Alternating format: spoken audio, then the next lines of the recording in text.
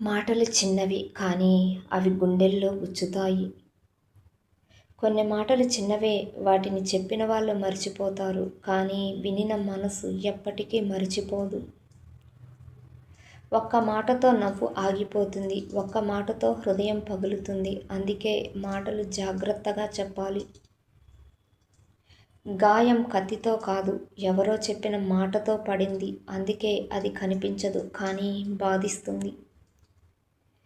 మాటలు గాలిలా వచ్చిపోతాయి, కానీ వాటి మచ్చలు మిగిలిపోతాయి, మనసులో నిశ్శబ్దంగా నిలిచిపోతాయి. నవ్వుతూ చెప్పిన మాట కూడా లోపల గుండెను నొప్పిస్తుంది. ఆ నొప్పి బయటికి కనిపించదు. మనం సరదాగా అన్న మాట ఎదుటివాడి గుండెను విరగగొడుతుంది. అది మనకే తెలియదు. మాటలు చిన్నవే అయినా వాటి ప్రభావం చాలా పెద్దది. జీవితాంతం గుర్తుండిపోతాయి. ఒక్క పర్లేదు అన్న మాట వెనక ఎంతో బాధ దాగి ఉంటుంది. అది అర్థం చేసుకునే వాళ్ళు అరుదు.